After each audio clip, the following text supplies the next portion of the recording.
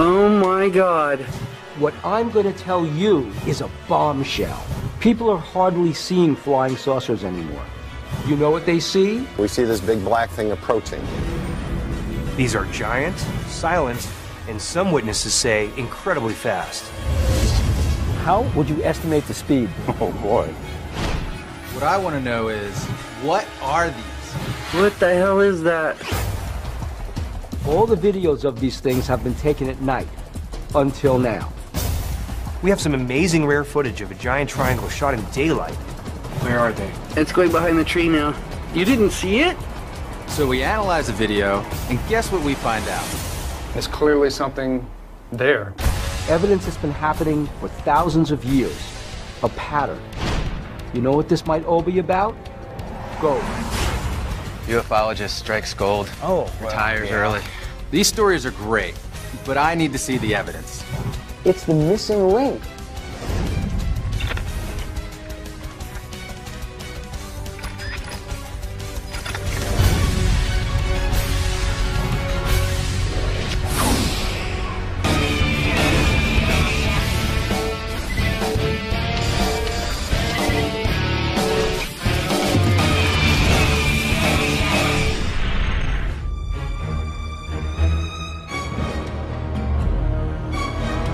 I really want to get to the big picture of flying triangles. I've seen the evidence with my own eyes. I've seen the video. I've heard the witnesses. They can't just be earthly. Where's the proof that these things are actually alien? So there's a new guy on the team. His name is Kevin Cook. He's a mechanical engineer. He's from Philly. Now, he doesn't always agree with me, it's true. I've got my work cut out for me.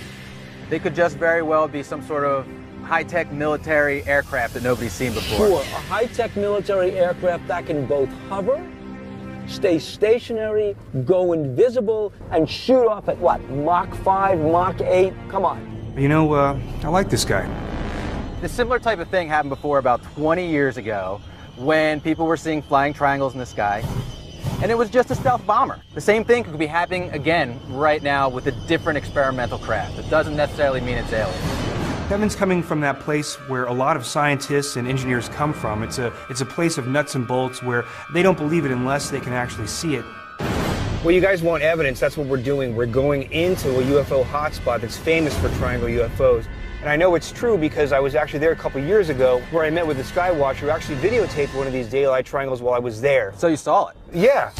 Well, no, I didn't see the triangle, but I was with a guy who videotaped the triangle when it happened. So I know the phenomenon is real.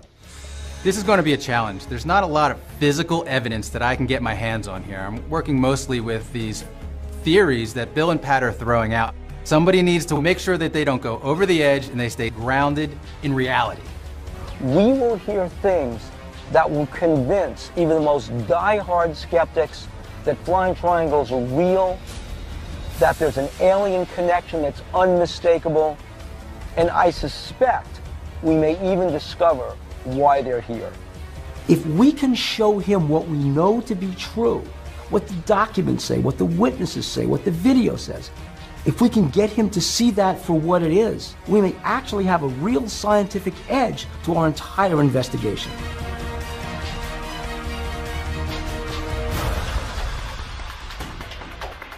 We are in the grips of an unusual phenomenon. All over the world, people have been seeing giant triangles. The most famous, Belgium, 1989. Phoenix, Arizona, 1997. Tinley Park, Illinois, 2004. All of them at night. But now new breaks in the investigation of these unexplained triangular craft. We've uncovered rare, never before seen daytime footage taken in an area of California known as Triangle Alley. There's 3 lights in triangular formation, very bright. They're massive. They're flying so slowly over us that if it were a conventional aircraft, we'd fall out of the sky.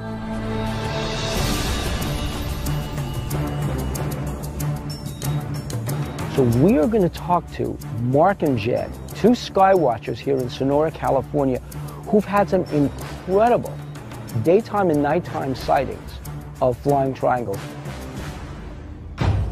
It was June 15, 2004, when I was here on that balcony right there with you. We were looking at the sky up there, and you videotaped a real triangle during daylight hours. Oh my God. I've got 3 lights in a triangular formation. Are you sure? Yes, this is, oh my God. I was right there next to him, and I was fumbling with my camera, but by the time I got everything up and running, this thing was gone. You missed it. I missed it, unfortunately, but Mark was there, and I'm telling you guys, this really happened. Pat's telling me he missed it, which makes me wonder if what he saw was even a UFO, or maybe it was just a plane. Now, this is Kevin's first investigation, so I understand that he's skeptical. I'm a little nervous because this is the first time in our years of investigating UFOs that I was actually at a sighting. I'm personally invested in this, and I'd be really embarrassed if this turns out to be nothing but a small airplane. And these lights, they were equidistant, and it seemed like it was from one solid figure. Yes, and they didn't vary as they moved across the sky. They stayed fixed. What the hell is that? Are you sure? It's behind those branches. You didn't see it? Oh my God. The lights did not move away from each other. They were equidistant. All I could think of is, this is not of this world. These UFOs originated back behind this ridge. Are you aware of any Air Force bases, maybe just an airport? Over on the other side of this ridge is Columbia Airport. It's a very small airport. They don't even have radar. What about military? The only military base is Castle over in Merced, and it's closed. Well, people might be tempted to ask, why is it that you both see so many UFOs? I've watched for literally thousands of hours for a few minutes of footage. This was more than just a hobby. Oh, for a while there, it became an obsession almost. Just wanting to know what they are. Sounds like it paid off. Sorta, yeah, I want to know. I still don't know what they are. I still want to find out. But we have daytime footage. That's just so incredibly rare. I hope it can be analyzed and independently, and so we can see what these are. I know that Kevin doesn't buy this, but I was there, and we captured something amazing. I know Pat thinks this is real, but I need something more than witness testimony and consumer-grade video. We need to analyze this footage to see what it really is.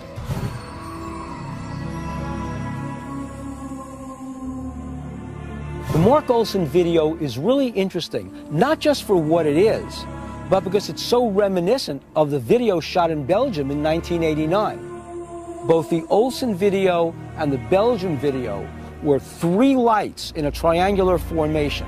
But the Belgium video was even more compelling than the Olson video because the Belgium video actually showed a physical object holding the 3 lights in place, a triangle. I believe that if Terence Masson has a chance to analyze this Mark Olson video, what he's going to see is an object holding the 3 lights together. That's our next stop. Terence Masson's lab.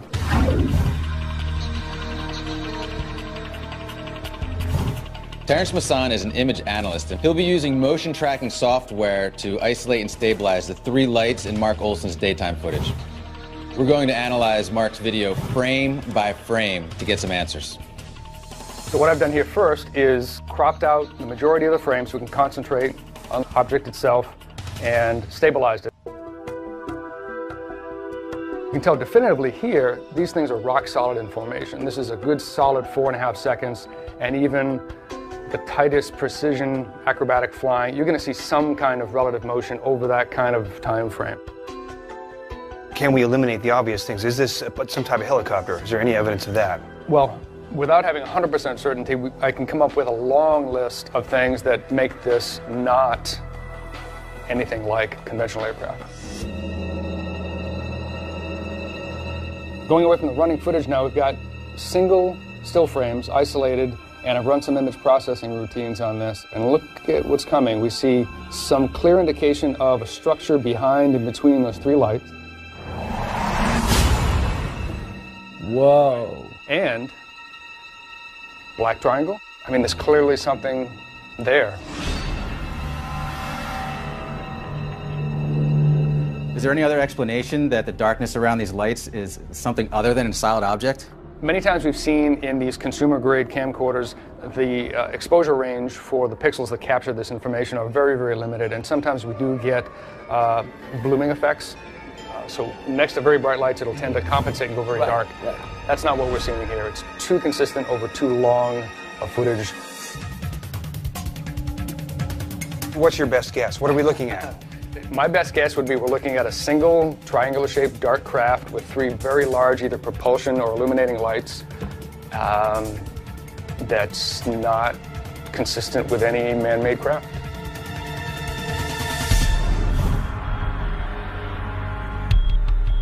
We're heading up to Lion's Bald Mountain, which is right in the heart of Triangle Alley, and the ideal location to hopefully see what Mark Olson filmed. This Triangle Alley actually extends for 350 miles around the Sierra Nevada mountains. From here in Sonora, California, heart of the gold rush country, to further up north at Mount Shasta. I'll be honest with you. Yeah. I'm really anxious to look in the sky for UFOs, but I'm more concerned about keeping my footing on these rocks. There's a lot of loose rock, it's steep, there's snow on the ground, and we're carrying heavy packs full of gear. Now, Pat, he's the wilderness guy. Me, I'm more comfortable in the city, so this is a bit more of an adventure than I anticipated. Well, if this spot is as hot as Mark says it is, there's a good chance we might actually see something. A lot of people say UFOs don't exist, but they're the same people who never actually come out and watch the skies themselves. So we're going to take a crack at it, and we're going to spend the night out here and see if we see something. What do you think about this spot right here? It's a good spot. Well, here's the ridge. That's the silver mine. If we're going to see anything, it's going to be from right here. I don't think you can get hotter than this place right here. So let's set up the camera, and maybe you take the GPS readings. Yeah.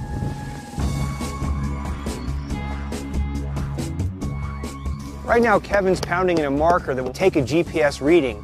All set. So that in the future, we can look back at our records and know exactly where we were should we see a triangle tonight.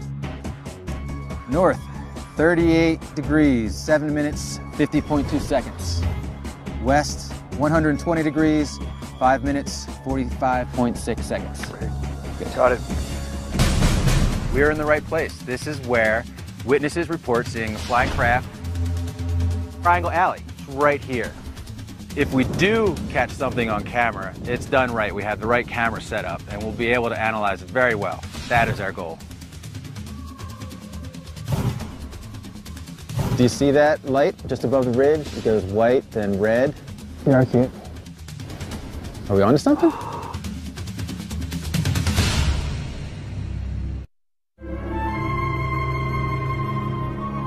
I was just looking at the stars, and then all of a sudden I see this shape. It's kind of like...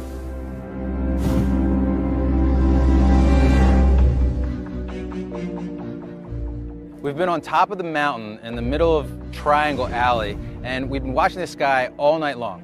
What we were hoping to find up here is actual proof of these flying triangles, something we can see with our own eyes and capture on film. I honestly think that we should be focusing most of our attention along the horizon instead of up high. Because most of the witness reports having them coming from behind a ridge and then disappearing behind a ridge just over the course of seconds. If we see something moving, I think our eyes will be drawn to it automatically. I hope so. It's dark out here, and it's by far the coldest night I've ever spent looking for UFOs. One thing's for sure, your mind definitely plays tricks on you. Do you see that light just above the ridge? It goes white, then red. Yeah, I see it. Are we onto something? So we found something in the sky, and we don't know what it is. It's bright, it seems to be moving very slowly. Possibly it's a star. It looks like it might be moving. I'm not too sure. Well, it's right above the ridge. Seems to be flickering. I think it's a star that's coming up over the ridge. Okay, well, I got something actually on my phone, a little application that has a star map on it, and it'll tell us what that little star is, if that is a star. Tell me what it is. So let me calibrate here. We're looking at Orion here. So let's bring it down here, and let's see what it says. According to this, that star could be Pollux. We've been out here most of the night, and we've seen some things. but so far they've just been airplanes and satellites and stars. Our eyes are playing tricks on us. So I can totally see how people can get really excited from things they see in the sky that are just casually explained.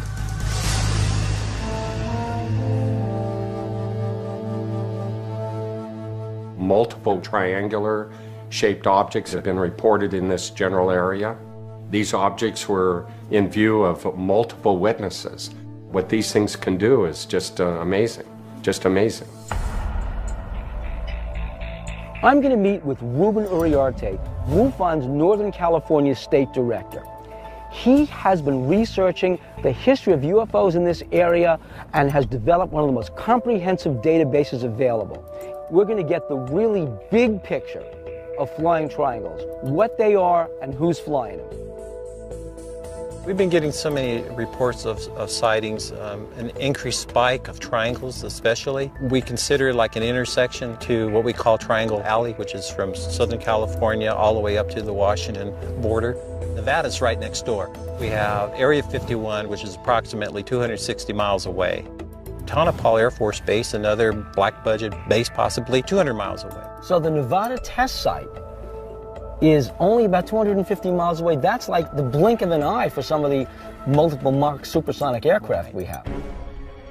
In Triangle Alley, there have been over 60 reported sightings of triangle UFOs only since the year 2000. This is a huge number of sightings for such a sparsely populated region. Imagine the number of sightings that have gone unreported. Here's a triangle. Now, this is 1986, Bill. This is before they released the B-2 bomber. Obviously, the characteristics are a lot different. They're huge. This thing went right over a freeway, 4 lanes in width. So where was this? This is further north up here near Corning. What's really interesting is this thing was just hovering. And the witnesses actually observed in detail, as you can see, over half an hour. This craft in Corning is similar to hundreds of other videos we've seen right here in Triangle Alley. It's 3 lights that may look separate, but they're in this rigid configuration with each other. They hover silently in the sky, then they shoot off at tremendous speeds.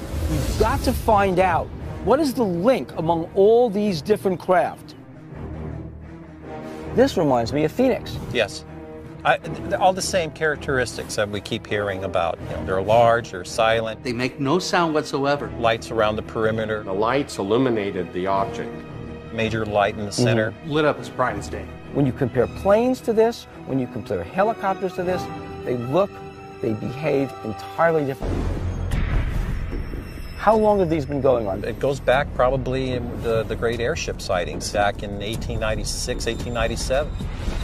From San Francisco to Sacramento, all the way to Stockton, around the general vicinity. There was reports from miners that were working at seeing strange objects, strange stars.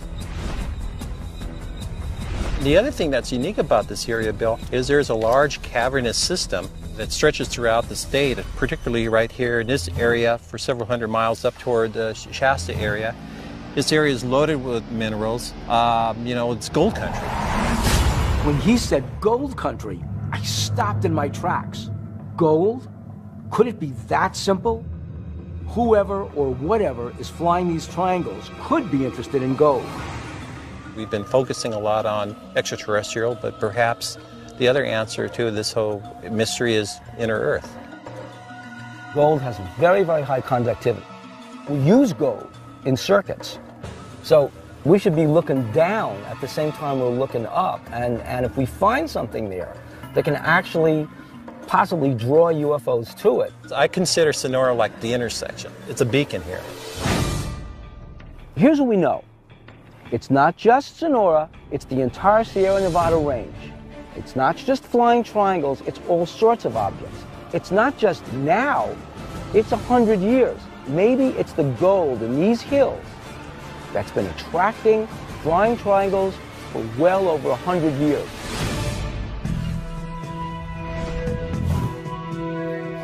So my concern is that tomorrow's headlines will be ufologists trapped in mine after earthquake. I think that's possible. You got it all wrong. Headline's going to be ufologist strikes gold. Oh, retires early. We're on our way to an actual working gold mine here in the Mother Lode region of Northern California. This sits right in the path of where Mark Olson had his sighting. We'll be testing for high levels of radiation and magnetism, invisible energies that might attract UFOs to this region. Oh, okay. Looks like that's it right there. Sweet. We have a magnetometer and a Geiger counter, and we're going to look for anything out of the ordinary. You think we'll find anything? I actually do expect to get some readings, at least for the magnetometer. I should pick up some magnetic fields from iron. To tell you the truth, I'm excited that this is a gold mine. I'm very excited. However, my entire life I've been purposefully trying to stay out of small places like caves and whatnot, so I am a little bit nervous. Ready? It's a little bit smaller than I expected. But as long as I stay focused on the task at hand, everything's going to be fine. Oh, man. Why am I thinking about bats? I'm here meeting with my good friend, fellow publisher, Giorgio Tsoukalos. I've got this missing. There's something in flying triangles that goes all the way back to ancient times. I've actually got something that might make your triangle mystery a bit less mysterious. This artifact, like here, was actually found in Colombia, and it's pre-Columbian, and about a dozen of these have been found, and to the untrained eye, this looks like a fighter jet. Mainstream archaeologists and mainstream science basically says that this is nothing but a stylized insect or a stylized bird. From a biological perspective, wings on a bird are exactly where we have our arms. They're attached to the shoulder girdle.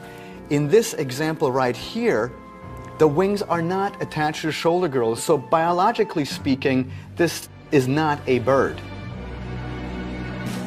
The one thing that is extremely interesting here is the upright tail fin. Birds do not have upright tail fins. Their tail fins are horizontal. This is incredible. Giorgio is actually showing me representational artwork of triangular shapes that the ancients used as talismans. How would a Colombian culture from 1500 years ago even understand aerodynamically what a tail fin does, right? Unless they saw something, but they couldn't explain it entirely.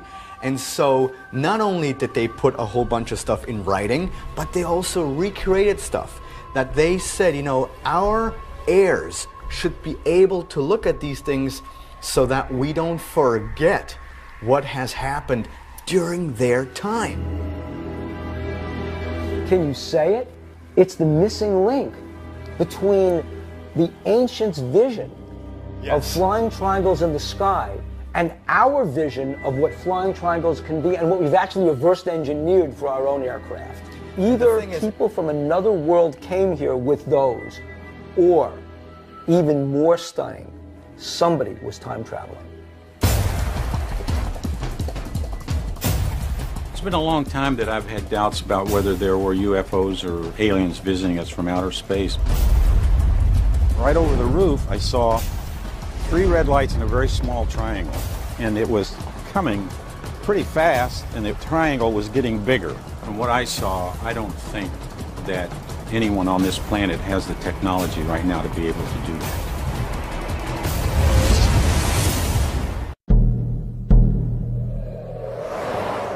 This is the Mother Lode. In the last 20, 30 years, I've probably investigated 400 sightings. I'm just trying to figure out why they're here. It's a little bit more narrow than I expected. Yeah, pretty low too. We're in California gold country to investigate the theory that aliens are mining our gold to use as an electrical conductor to power their craft. If it's true, we should find high levels of radiation and magnetism, trace evidence which has been found at the scene of several UFO landings. All right, let's go. We're traveling down this mine, and I have to admit I'm a little bit nervous. It's dark, it's narrow, and I'm willing to bet that there are bats in here. Oh, this looks like the end of the mine right here. This is as far as it goes. This will be perfect. Let's start with a Geiger counter, and then work with the magnetometer. Look for anything unusual. A Geiger counter measures the number of radioactive samples detected per minute, and standard atmospheric radiation levels are about 15 counts per minute.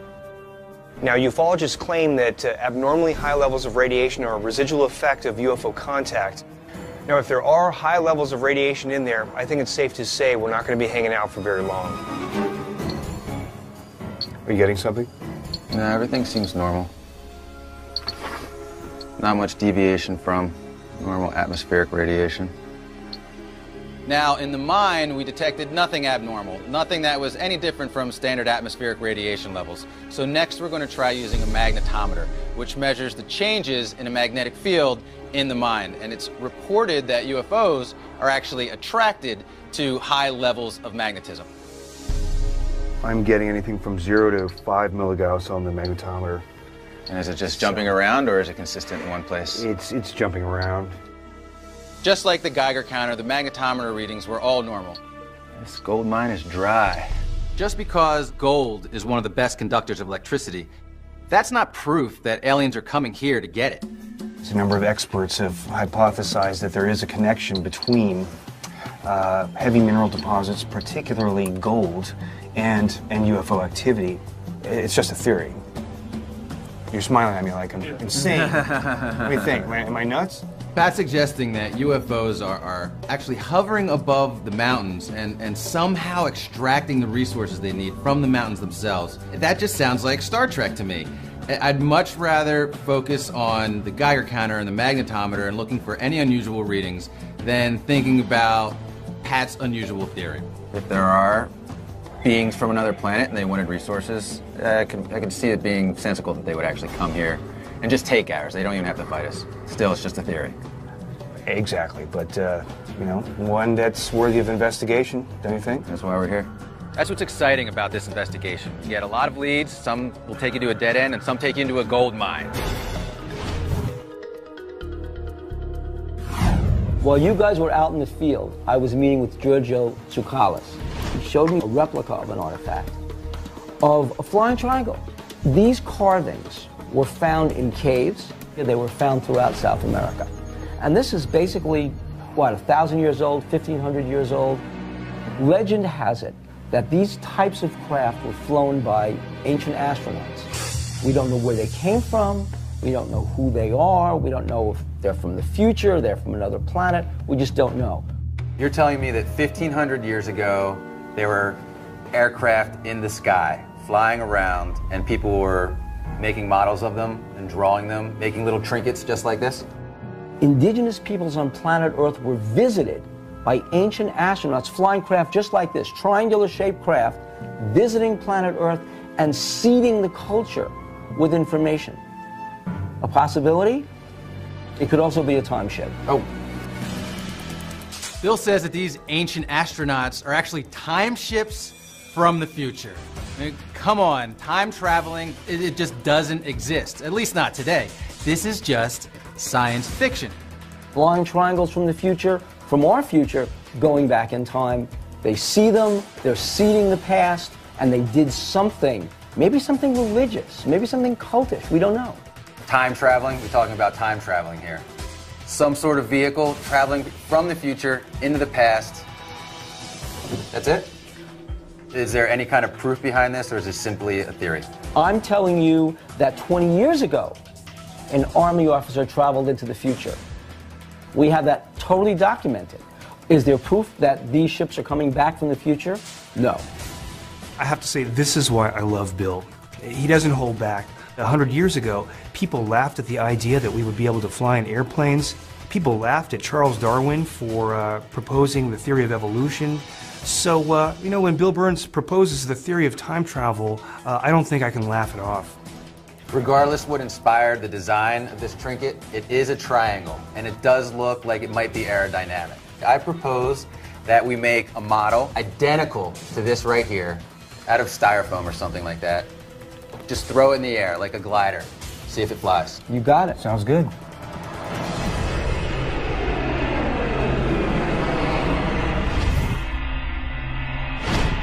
There's been a long time that I've had doubts about whether there were UFOs or aliens visiting us from outer space. From what I saw, I don't think that anyone on this planet has the technology right now to be able to do that. We're now in Houston, Texas, about to meet with a pilot with over 40 years of experience. He saw a triangle in the sky that he still can't explain. And what exactly is your background in flying? Well, I have 40 years of flying, both military and commercially. I've flown probably 25 or 30 different airplanes.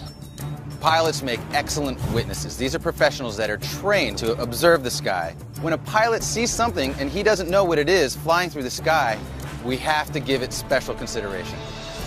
It was the 18th of May, 1996, and it was about 1:20. I caught something out of my eye, and I just looked off to the left like that, and right over the roof, I saw 3 red lights in a very small triangle, and it was coming pretty fast, and the triangle was getting bigger. It was almost like it might have been climbing a little bit because it didn't follow the curvature of the Earth. It just disappeared into infinity. How would you estimate the speed? Oh boy. I've seen the Sputnik and watched it for quite a while. I know the SR-71, and believe me, even a 71 couldn't go as fast as that. Mike Dasick has seen the SR-71 in person. This is the fastest airplane ever built. It goes up to speeds of Mach 3 plus, that's 2,400 miles per hour. And what Mike Dasick saw in the sky was much faster than that. It's really hard for me to imagine that this experienced pilots with more than 30 years in the cockpits would not be able to identify the SR-71. Did you have any special training in identifying foreign aircraft or enemy aircraft? Oh yeah, that was part of your training. You had these black silhouettes. They'd flash them up on the screen, and you would just say P-51, F-15. You didn't want to be shooting down your own airplanes. What you saw that night was not one of the silhouettes you saw in your training. Oh, absolutely not. No way.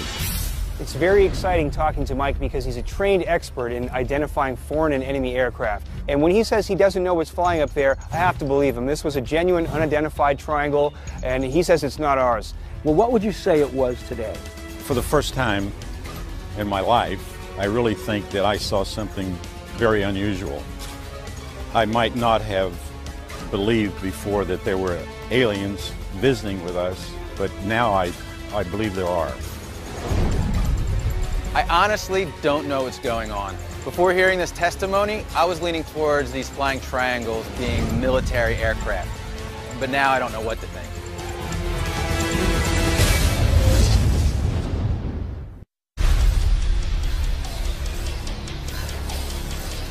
Since our investigation into triangle UFOs, we've received hundreds of emails from people who have seen these craft. Among them was Gordon Scott, who witnessed a huge black triangle flying along the creek bed behind his home.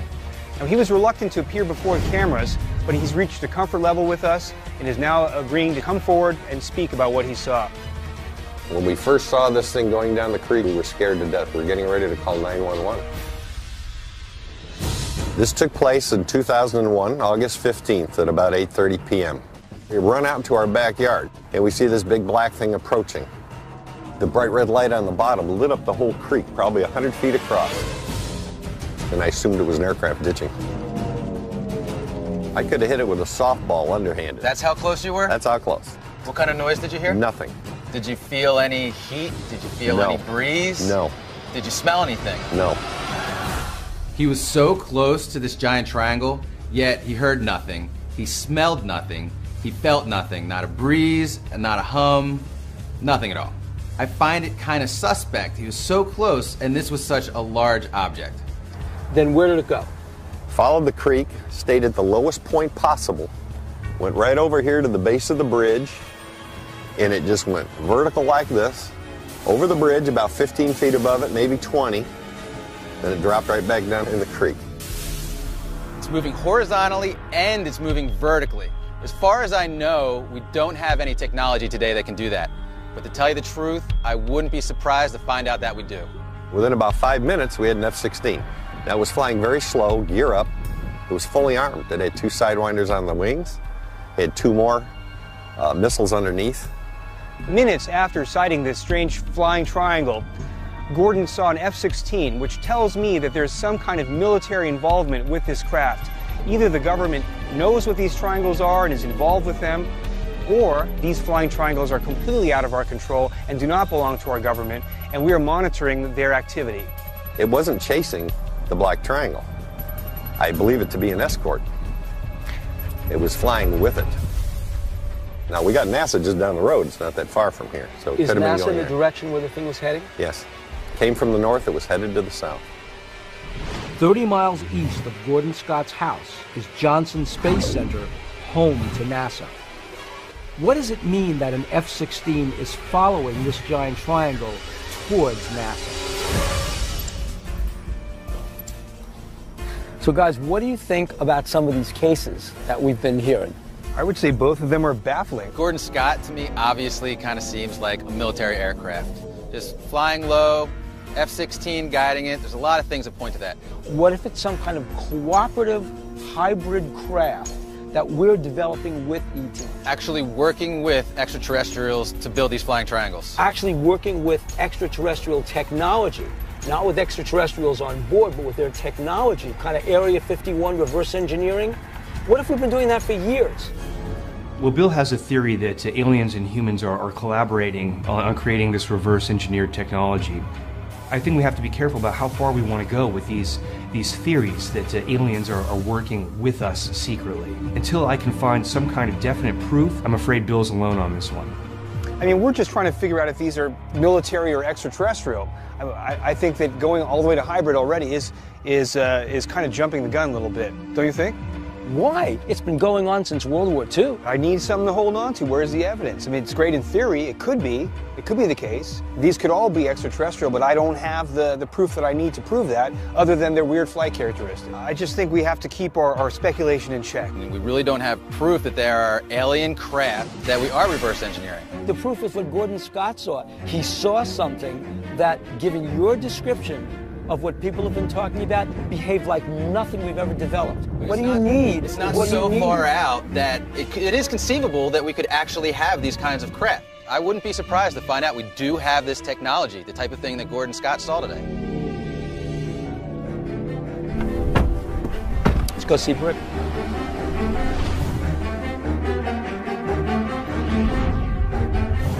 We're about to meet with special effects artist and coordinator Brick Price. Brick has modeled the relic that Giorgio gave us the other day. And we're going to find out, does that object really fly? We're wondering, will this fly? Can this fly? Given the shapes, I would say so, definitely. There's no question in my mind. Just from looking at this, you're already convinced that this is some sort of aircraft, it's aerodynamic, and it's going to fly. There's too many things about the shape that I think represent flight in our time. Well, it looks like you changed your model from the original a little bit. It looks like it's streamlined. Did you make any changes to the angle of attack on the wing, or the distance, the height, the weight, the center of gravity? What kind of changes did you make? None. None? No. Talking to Brick, I fully expected that he was going to say we needed to make some changes to this model in order to get it to fly properly. We needed to change the angle of the wing. We needed to change the distance here, the distance there, the center of gravity. But he didn't. He didn't need to change anything. This thing apparently flies on its own. I can't wait to see it. One thing that's interesting about it is that the wing swept area is taken up a lot by the body, but the body has a shape to it like a lifting body, which means that the body itself actually acts as a lifting surface. The structure of the body is actually a lifting body. It's comparable to the angle of an aircraft wing, which means while it's in flight, it's actually creating lift to lift the entire object. What this means is that this artifact seems to be designed and optimized as a glider, so it can go through the air with minimal propulsion. As aerodynamic as it is, and maybe it flies as well as you're saying, it's too perfect. That's what makes me a believer. If the model actually flies... All right, launch away. Let's see this thing fly. It's possible that they had knowledge of extraterrestrial craft.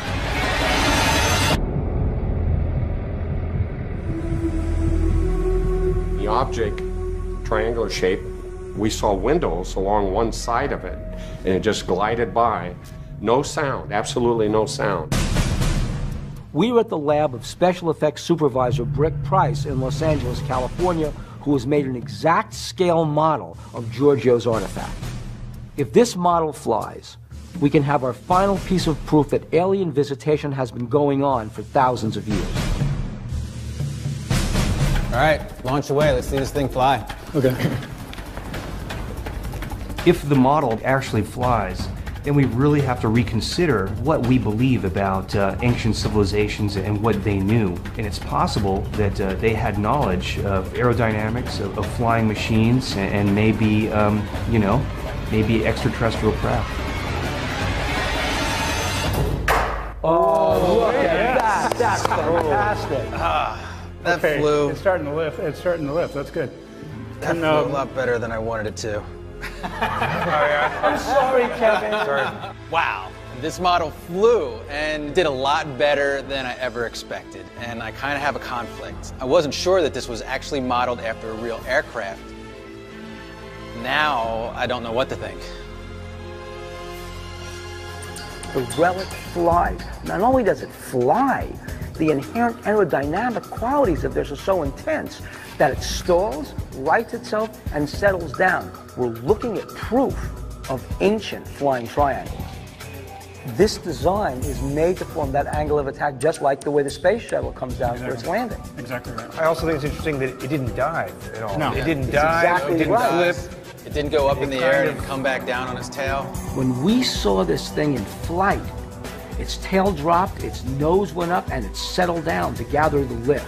Quite frankly, this mimics the space shuttle's design. But you ask yourself, how could the indigenous peoples living in Colombia 1,500 years ago have conceived of a device like this, a gliding device?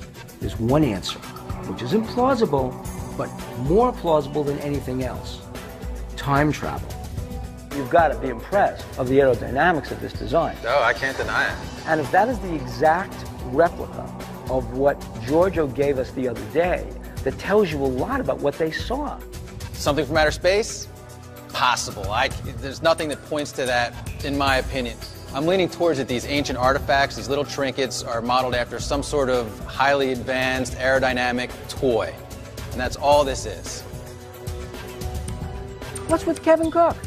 I mean, he's watching this thing fly, and even as it's landing perfectly, he's doubting the significance of what we've shown. What is he saying? Doesn't show anything. Doesn't show there were ancient astronauts. Doesn't show flying triangles were flying over South America 2,000 years ago. Doesn't show anything.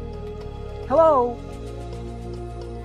I wish Bill would take the time to think about what this test actually proves. It has nothing to do with airships in the sky from the future, from another planet. All it says that there was an understanding way back when of aerodynamics, and that's special enough in itself.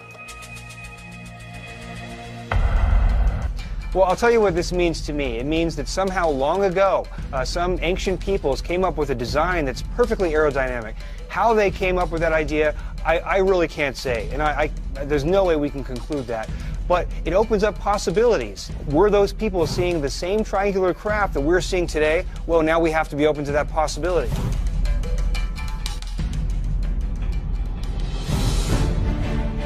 So here's what we found out. People all over the world are seeing these giant triangles. Pilots tell us they're capable of speeds and maneuvers more advanced than anything out there. And we have proof that ancient peoples may have seen something similar. This is one huge piece of the puzzle. But there's more. We've just got this amazing footage of triangles shot less than 100 miles from where we were in Triangle Alley.